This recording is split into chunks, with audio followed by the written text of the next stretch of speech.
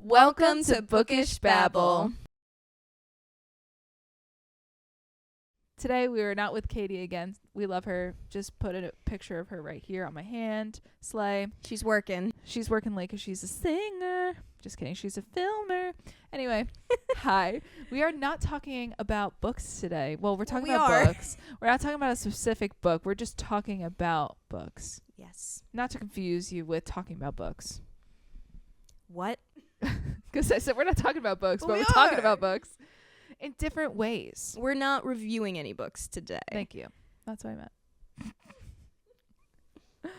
Today is strictly our opinions. Yes. We want to start this off by talking about our reading journeys. So, Paige, since you're the one that kind of started all of us on reading, again, go off, sis. Pop off. Tell us about where you started. Okay. So, I feel like we all started in elementary school when summer reading became known to us. Yeah. And they would assign certain books.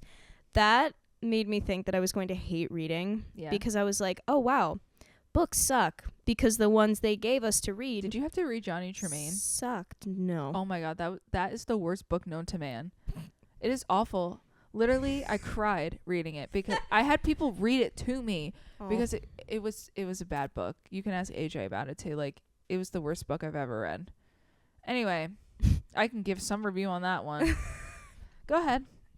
No, every book that they always gave us every year, they were not good. The only summer reading book that I actually enjoyed, could not put down, loved every minute of it, was Ready Player One by Ernest Cline. They made a movie too, right? Yeah. Steven Spielberg picked up the rights and they made the movie, and I loved the movie. It was the first experience I had where I was like, I read the book and now I get to go see the movie. Slay. I loved the movie, even though it did good by the book. They just changed a couple of things to make it more suitable for film audiences. They changed some of the storylines and whatever. I won't go too into it, but that was the first book that I ever really, really enjoyed, and that was the book that I read going into my freshman year of high school. So it was the summer after 8th grade. Okay. So that was when I was like, okay, not all books are terrible. Yay. And then I started reading Harry Potter. I read the first one. I loved it. Second one, loved it. Third one, I kind of slowed down. The book was great, but life picked up. Yeah. And I kind of slowed down, and I didn't really get to finish it. But I was watching the movie after I read the book. And after a while, I saw the first one, saw the second one, and then I didn't finish reading the third one, but I was like, I'm gonna watch it anyway. And then I just watched the rest of the movies without finishing the rest of the books. I've finished them since, but yeah, there was that. And in middle school, before I read Ready Player One, I started reading this book but didn't finish it until after Ready Player One. It was called Kingdom Keepers by Ridley Pearson, and God, I love that book series. That is the first book series I ever completed. And it took me until 8th grade till I was a freshman in college. Because there were a lot more books than I first thought. The series as a whole, it's 11 books long. I think I missed one of the books because it was a novella, and I didn't know about novellas back then. But we're still learning about novellas, yeah. I feel like. Because a lot of people skip them, and I get it, but I feel like because of Lauren Roberts personally, I think they're becoming more popular. It's not because of her. I know, but I feel like because that's the one I know a lot about the most, or the Shatter Me ones. I feel like everybody's like, you have to read those too. You just learned about those today. No, I knew about them. I just didn't know that the cover was the eyeball closed, but that makes sense. But those were the books that I read first, Kingdom Keepers. So I'm a huge Disney nerd. You didn't hear this from me, but I'm a bigger Disney nerd than Katie. Whoa. I'm kidding. That's crazy. She could school me in Disney knowledge. I'm fully joking. I thought I was the biggest Disney nerd until I met her. That's fair. The point is, we both love Disney so much. It is legitimately, I think, 25% of both our personalities. Maybe more. Yeah, maybe a little bit. But she and I love it very much, and she actually read some of these books too back in middle school. Right. But yeah, so those books were great. It was about like, so I forget. Of course I do. I forget. I don't remember the specific acronym it was, but I'm just gonna say HDMI because it's close enough. Okay. So basically these 6 kids, there's like an audition, like a casting call for the new interactive Disney tour guides, like hologram tour guides. And they have to like make these people audition to like act and answer the questions. Like right. They're going to get scanned by AI and recorded and put up as holograms throughout the parks. I'm just going to call it HDMI. That works. Because it's close to it, but I don't remember what it was. Close enough. So these 6 kids who get the audition, they all meet up. They meet each other at this like audition, and some of them are like sporadically living throughout Florida, but they all move to this one town so they can be close to the park, and they all wind up going to the same school. So they all meet up and be like, hey, I remember you from the audition. Your name is Wilma, and your name is Finn, Charlene, and like those are the names. Right. There's a couple more that I didn't mention, but point is, they fall asleep, and then in their dream, all of them wake up in the park after it had closed. So they're legitimately like astral projecting into the park because of this like HDMI program. And oh my god, what is this called? Kingdom Keepers. Oh, okay. Oh my god, I love it so much. I'm gonna go back and read it at one point, but Pop off. it's like it's not murder mystery. I don't know why I almost said that. It's like a lot of puzzles and riddles. It's a lot of puzzles and riddles and games left behind by Walt Disney to try to like save the park from the villains, because apparently the characters all come alive at night. Five Nights at Freddy's vibe. The good characters, but also the villains Right. come alive at night, and the villains who are coming alive at night are trying to take over the park. And this goes on for 7 books. And then they try to take over Disneyland, which are the next 3 books. But the point is, they all wake up together in the park. Like, it's not like one person's dream. Like, they're going to sleep, and then they're genuinely, like, their consciousness is being, like, astral projected into the park through this hologram program. And there's this, like, old mentor guy named Wade who he screwed with the programming of the HDMI program to be able to have their cognitive, like, you know what I'm talking about, their consciousness projected here. And he's the one that tells them, like, guys, you gotta save the park from these people, you gotta find the pen, you gotta do all this. And then they are on this journey while also being in school, being these kind of like celebrities throughout the day, because people who go to the parks are now recognizing them, like, you're the tour guide in Fantasyland, you're the tour guide in Tomorrowland, like, because now they're in the park, so they're kind of like these unofficial celebrities as kids. So they deal with that throughout the day. The villains are also having like real people throughout the day like go after these kids and like try to harm them and take them out so they can't like destroy the evil forces. I'm probably not doing it justice by talking about it like this, but it's dark. So interesting, and it's Disney. Yeah.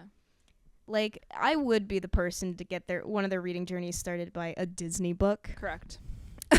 But so yeah, that was kind of where I realized that there were books out there that are for me. Right. Because again, summer reading almost ruined it for me, and I was stuck with books like The Lemonade War and stupid shit like that. Johnny Tremaine. I didn't read that. Oh my gosh, don't. It's awful. But there was that, and then I was like, okay, there are books that I like actually. What was the first like read. The book talk book that you read? That's a good question. If you have to think on it, it's okay. I don't know. The first book talk book that I think I actually like listened to the recommendations and actually picked it up. Yeah.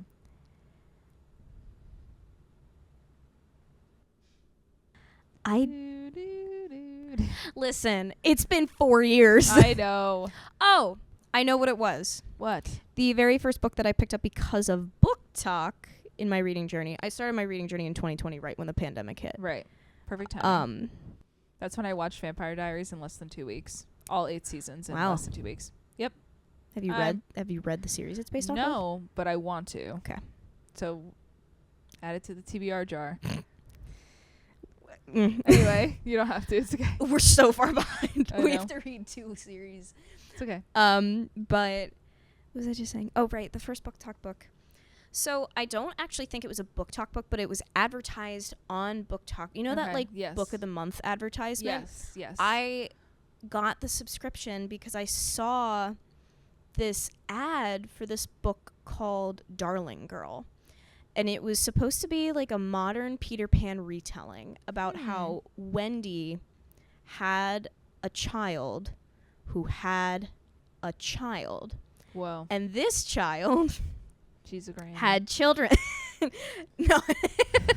A lot of children bearing here. Wendy's granddaughter started this cosmetic or skincare company called like Darling Cosmetics. I forget what it was. And the whole thing was it makes you look so young because you know when you go to Neverland you don't age. Yeah. So they found out there was like this, I forget how they were doing it, blood from her maybe to like make her young. I forget. I DNF'd the book.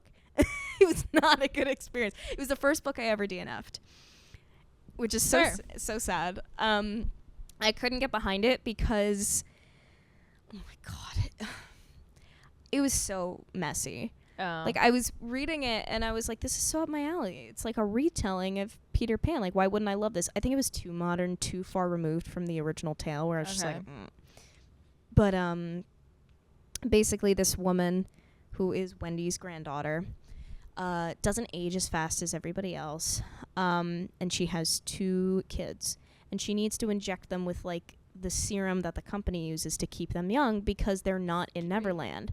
But the reason they're like this is because when this granddaughter was 16, her entire life, her grandma Wendy was telling her the stories of, oh, Peter Pan, this man who took me to his land, this little boy, and then we came back home, but he never aged, and he comes and visits.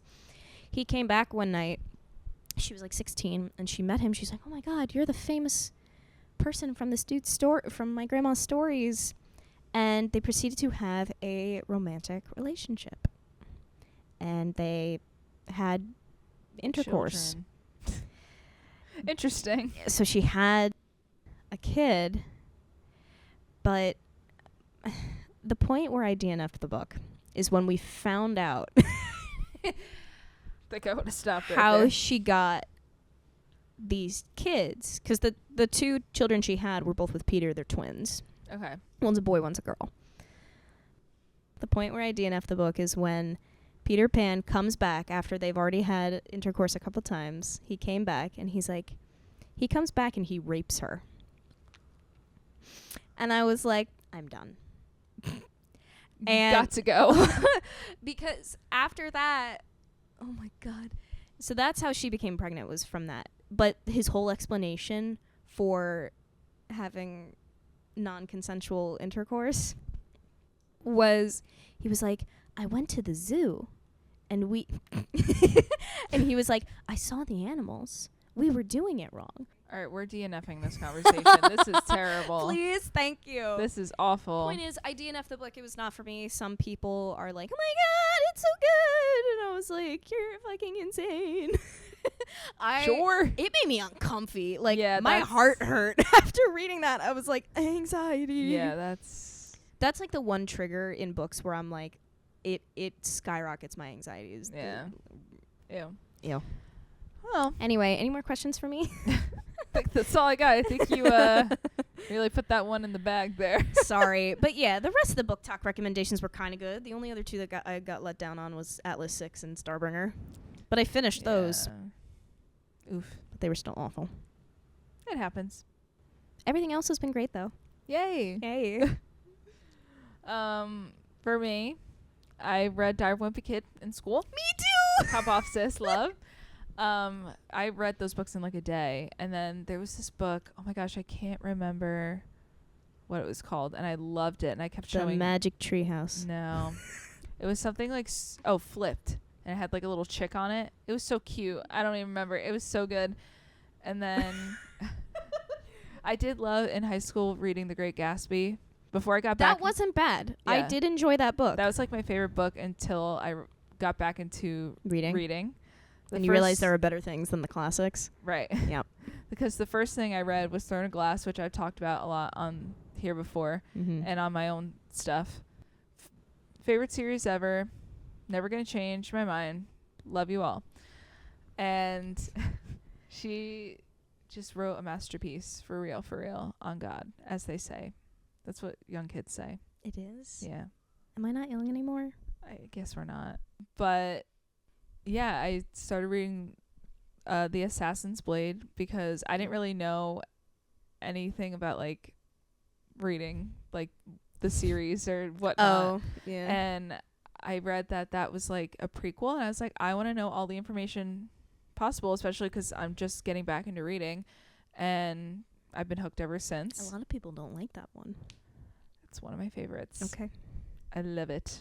I personally don't think that there's a bias. Okay. I loved it regardless. I thought how she wrote it was really good, and I just fell in love with it. I think no matter when I would have read it, that I would have loved it just as much, because I think I still would have started with The Assassin's Blade, because I'm just somebody that wants to know everything before. Yeah, you like having all the information in front I do. you. And because then I feel like I'm not as lost. But yeah, I love The Assassin's Blade. I love Throne of Glass. As everybody knows, that's all I talk about. But I really do love it.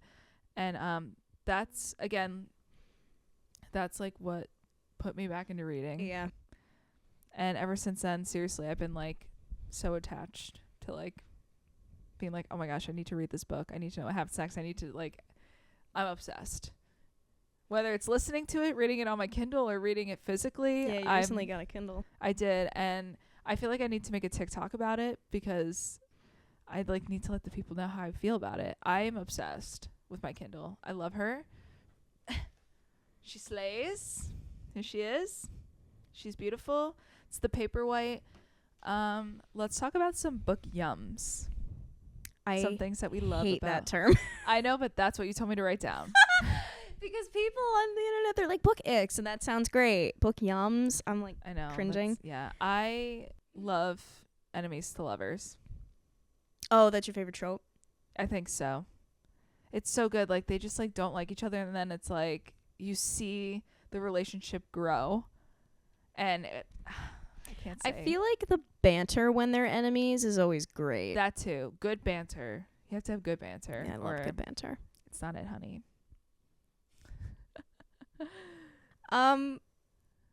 In terms of favorite trope, There's so many though. I know, like one bed trope. I don't know. I've read a few of those and they're okay. Sorry, It's just funny. I don't know why. It just made me laugh. I guess I'm not reading the right ones, but I've read a few. Some of them are good. Some of them are.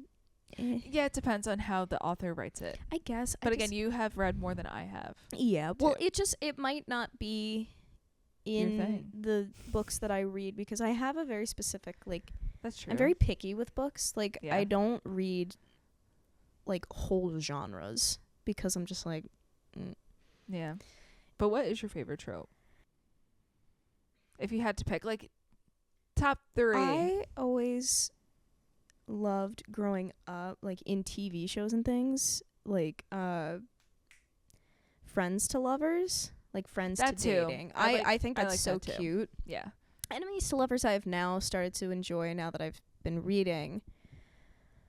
Yeah, those two I think are my favorite. Yeah. I also love when he falls harder. I like when he falls first. That's one of my favorite falls tropes. first and falls harder. Mm-hmm. I feel like it's just when a woman writer is writing a book, obviously she knows what women want to hear. Yeah. Regardless if there is a whole genre out there for men that is a blueprint to what they need to do. Literally. and how they need to act. Literally. And they fucking make fun of us for it and call it smut. And it's like, hey, 80% of this book it's just cute things that they do. Yeah, like it's not, we're not, don't get me wrong, there are readers out there who live for the porn. And like pop off, sis.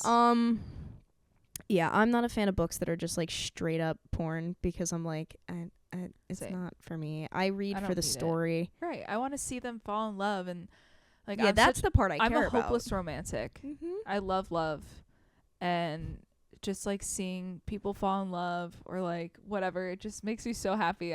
It's like one of my favorite things. So You want to feel happy for them. right, I do, and I do feel happy for them when it happens. And I'm like, yes. Ooh. One of my least favorite tropes. I talked about this in the previous podcast. Is I hate the miscommunication trope. Yes. No thanks. I'm also not a fan of the pregnancy trope. Like the one night, like, oh, A one night stand. And I then got, she gets ooh, I pregnant. got pregnant. Now I have to be with you. Like, Marriage of Convenience. I haven't really. Two lovers is a pretty good one Okay. where they have to get married, but then they actually wind up falling for each other. Yeah, I feel like I haven't really read that in a book yet. I've seen that in shows, and I really like it. So I feel like It I'll tends like to show that up as more well. in like medieval stuff. Yeah, I love medieval things. I think it's so cool. I love it. Obsessed. But The Black Plague. are there any other book yums? Well, those were our favorite tropes. Yeah. Book yums. Yeah. Ooh, That was like tropes. I know yours. You like sprayed edges. Ooh, I love a good sprayed edge. Five Broken Blades really got me. It's so gorgeous. It is, but It's a dud. it's a dud. Shoot. We'll talk about that at a later time. Yeah. I'm trying to think of like Tomorrow and Tomorrow. Mhm. You know that book? Literally bought it because of the blue sprayed edges. I was like, I don't even know what this is about, but I'm You have buying blue it. sprayed edges on yours? Yeah. I And have Dragonfall has red. And I bought Reckless in red. Oh, I am a that's sprayed right. edges sloot. You I thought you said sleuth. That'd be cute.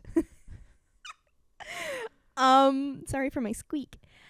But no, I feel like you're really into paperbacks with sprayed edges.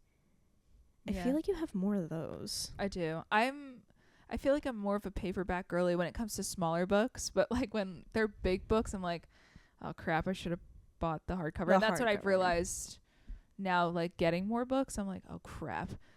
And then I'm like, ooh, Kindles are nice. Yeah, well, because you were talking about how with bigger books, especially with Kingdom of Ash, your wrists were hurting when you were reading it. Guys, I have tiny wrists. Like my wrists are, you can't probably see, but my wrists are very weak. So it's hard for me to read heavy books. Literally, I was at work the next day, like, oh, I like had to take Advil.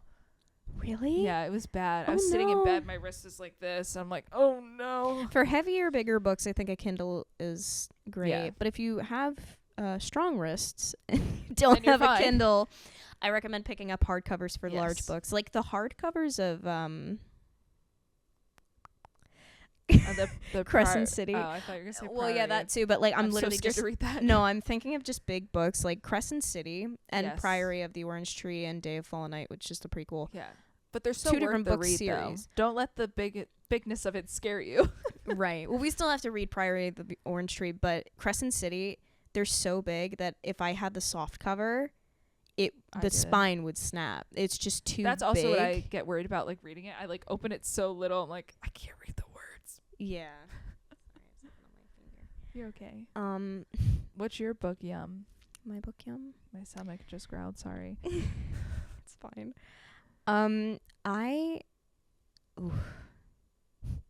So my favorite thing to do with a book is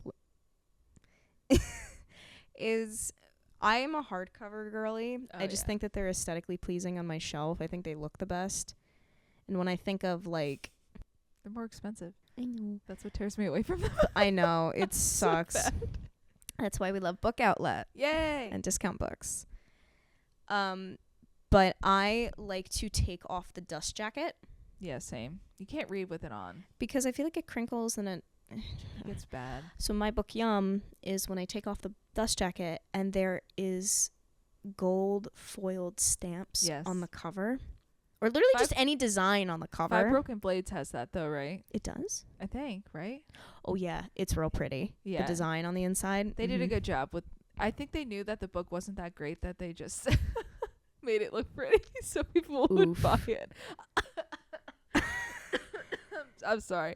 I feel really bad because I know there are people that like it, but... It wasn't that bad. It is a slow ascent. I'm sorry. I'm just like really... You're going to find books that you don't like. I know. I think I'm just upset that I didn't like it. Hey, one of your favorite... Well, you love every book. But in the Throne of Glass series, my least favorite book in that entire series is Heir of Fire. I love a good training montage, but I was so fed up with... I didn't care for Rowan at that point. And I was just bored. Okay. Love you. That's crazy. I love that book, but that's fine. The bookends, they're great. Oh, my favorite thing ever with books, short chapters. Short chapters are literally life-saving. If you have a chapter beautiful. that is longer than 5 pages, I'm like, what am I doing with right my now, life? Right now I'm reading Crush, which is In the the second Crave book. series. Yeah, and Lost Stars. Crush, I'm like flying through it. There's more chapters, but it's shorter chapters. If I see a book and it's like 100 chapters, but it's kind of a small book, I'm like, oh, those chapters are probably so short. And then like Lost Stars I only have it on my Kindle, but it's like 22 minutes. And I'm like, oh, it tricks me into reading more. It does. Which, like, if it's a 20-page chapter, I'm like, 20 pages. Damn it. I know, but then it's like But a good if chapter it's- and you're like, Right, because through now it. you can just be like, oh, I'll read another chapter. Oh, I'll read another chapter. Right. Oh, because that's what happened to me in Inheritance Games. The Yeah. chapters are insanely short. oh, beautiful. And I live for that. Beautiful. And I'd love to hear that. you would always be like, oh my God, like, oh, you know what? I'll read another chapter because I know it's short. I know. And That's then my you'll read it. problem, And it'll though. actually trick you into reading more because you're like, oh, it's so short. Oh, it's so short. Because I know. we like to stop and put a bookmark in when the chapter ends. So when Yes. we're in the middle of a chapter and we're like, ugh, I'm like over this right now. I want the chapter to be over. We don't want to put the bookmark in. We feel like we have to keep going. Yes. So- I have to finish the chapter. Yes. I can't stop mid-chapter. It's- I get lost. I only stop mid-chapter when somebody starts talking to me and I have to put it in and put the book down. Yeah. And then I'm like, okay, hold on. I need to finish this chapter. Oh, no, they won't let me. Like after like a little bit, I'm like, okay, like, hold on, everyone. But yeah, love that. I love bookums. Another question Ooh. is which author, as soon as they put a book out, you're either pre-ordering, you're going to buy it, like you're there. Auto by authors. Yeah. Lauren Roberts. Fair. She's there for me now. Powerless. Girl, I'm a fan. Pop off, sis. I love her writing. There are also some authors that I am now... Sorry. She knows. I keep getting real, like, animated, and I'm sorry. I love it. I'm a quirky, crazy girl. I don't talk like that. I talk like that around you. Another one of my auto by authors, after I read her series Stalking Jack the Ripper, Carrie Maniscalco is now an auto by author for me. I have most of her other books. Like, I have the Kingdom of the Wicked series, which I cannot wait to read. Well, you read fast, so you'll get through it. You're right, but I also don't want to read it so fast that I either don't retain all the information or can't remember it by the time we get here. Fair. That's Like, fair. I'm scared. Don't be scared. Any other authors for you? The Sarah J. Maas. Yeah, 100%. Sarah J. Maas, top of the list. I haven't read any of her stuff yet, but I have a feeling I'm going to really fall in love with her stories. And I think her name is Jennifer L. Armentrout. Okay. What has she written? Wrote the From Blood and Ash. Oh my god, I want to read that. She wrote Did she write Serpent Fall. Wings? No, she wrote Fall of Wrath and Ruin. Okay. Another one I want to read. Wrote All those goodies. I have so many of her books on my shelf, and I just see her come out with more and more stuff. Oh, Storm of Fury. Okay. You know, the blue cover. Mhm. I think she wrote that. She's written so much, and I'm going to be so heartbroken if I don't like love her her stuff. because literally every time I see her come out with something new, I add it to my shelf, and you know what? I haven't read a single thing she's written yet. Get on it, dog. I'm trying. You keep giving me other books to read. I know. I know. But you may go on your tangent of Yes, well, Miss Queen. Let me start with Sarah J. Maas, obviously, hands down. Auto buy. There's nothing else to buy right now. I know. Except and her it's Catwoman like, book. What? She has a Catwoman book. Oh, yeah, I know. I'm like thinking about getting it and reading it. I know it's like the third in some series. Oh, it is? Yeah, but like she didn't write the other books. Like it was like other authors wrote it. But I'm thinking about just reading that one. But a new author that I'm like, I need to buy every single book that she writes. Elsie Silver. Oh my God. I am obsessed with this woman's writing. She practically shoved every single book she ever wrote into my hand in the store. Correct. So the first book, the only one I've read so far by her is Wild Love. And hooked right away. And I'm so excited. I already literally not even halfway through the book. I was like maybe a couple pages in. I don't even think I even read the book yet. And I pre-ordered the next book, Wild Eyes. And I think I got really excited about it because the next character in that book, her name is Skylar, and she's a country recording artist. Is her name spelled the same way? Yes. Oh, wow. I'm Skylar with an A, and I'm a pop singer songwriter. So I'm like, I need to read this. It's cowboys and music. Of course I'm going to read her books. And then, you know, in that book, it kind of alludes to the Chestnut Spring series, which I was like, I've been dying to read anyway. And I wanted to start there. But when I found out that Skylar was going to be a character in the next Wild Love, like, series, I was like, I need to read this right now. And I'm so excited. I have Off to the Races and a photo finish right now, like the reprinted copies on my shelf. Very excited to read those. I'm going to read the Chestnut Spring series on my Kindle. I'm so excited. Like, literally, I need it, and I need all of her books. I need them. I'm also trying to think, there's other authors, and I'm like, you're going to write a book, I'm buying it. Let me see. Okay. Let me see who else. That's my little tangent. So you telling me all about Elsie Silver's books, it genuinely makes me want to read them. No, like, they're so good. They look great. I wish that I have read all of them already. Okay, well, like, they're so good. You have time. I know. Also, another author that, like, pleasantly surprised me was Fallon Ballard. Who? She's the girl that wrote... author of Right on Cue. Yeah. Obsessed. I loved her writing. Her banter was incredible. I thought it was so good. 100% would buy right away, you know? Do you have any other books by her? Not yet. I know, it's so funny. Like, I read that one book and I was like, oh my gosh, I entered into a giveaway, so I'm waiting to see if I win it before I buy her other books. And yeah, I think I definitely want to read more of her books because I seriously, like, if you read it, I was hooked instantly. I loved it. It made me giggly and smiling and just all the feels. So I feel like those three right now are, like, at the top. And I'm very excited to read Lucy's Score because we just bought her books today. Dead Guy Next Door. Yes. And, like, the last book that just came out. And I'm very excited, and I really hope we like her. And I think her name is Layla Sage, and she wrote Done and Dusted. I'm really excited to read her stuff. Yeah. So, but yeah, those are definitely, like, who I'd buy books from. Oh, another auto-buy author for me. There's two more. Brandon Sanderson, who, okay, fair, in my opinion, is this generation's Tolkien. And I know that's a big take to say, but obviously Tolkien is no longer with us, and he only gave us so much. Brandon Sanderson is kind of like Stephen King in the way he pumps out books. Yeah. So he's really the one writing these, like, epic fantasy stories, and you fall in love with them. And I read the first book that I read at the start of 2024 was Mistborn: The Final Empire, which was the first book in the Mistborn series, and You love that book. loved that book. I Yeah. recommend it to anybody who will listen.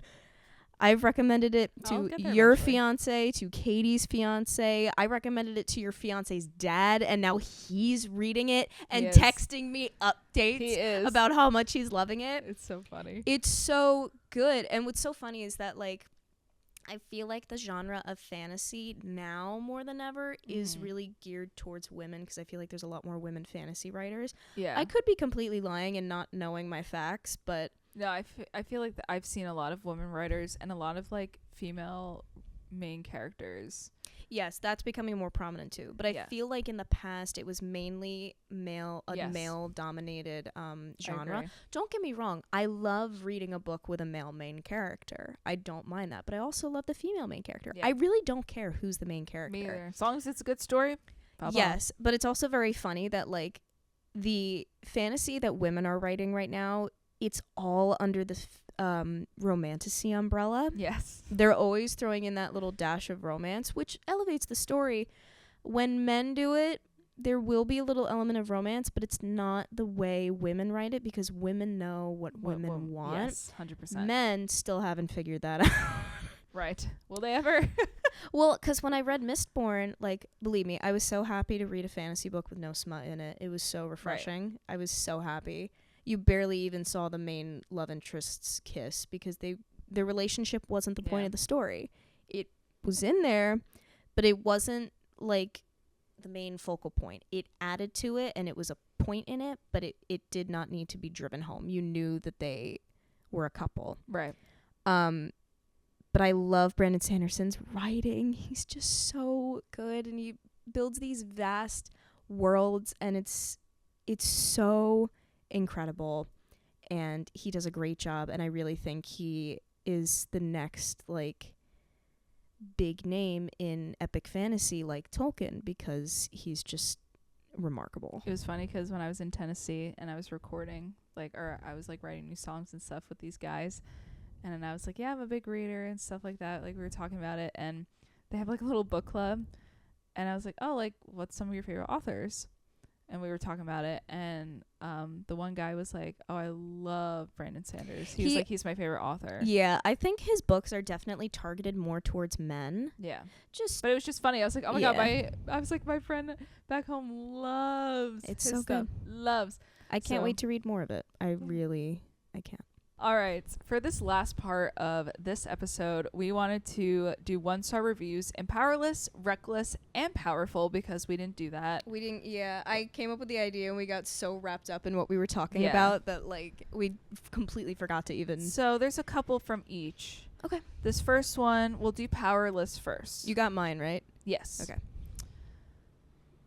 1-star reviews for Powerless. DNF, page 308. Do you ever have the feeling while reading that book? Do you ever have the feeling while reading that a book is trying too hard to be something it isn't? Well, that was English, I guess. Next one. Did I honestly read the same book as everyone else? Because I seriously doubt it, nor do I think the editor did. Oh my God. You know what? She was a new writer, but I still loved the story. I know, it was so good. If I wanted to read The Hunger Games, I would have just picked that up instead. Okay, you know what? She literally said that it's a mixture. Like, she took inspiration from The Right. Hunger Games and Red Queen. Right.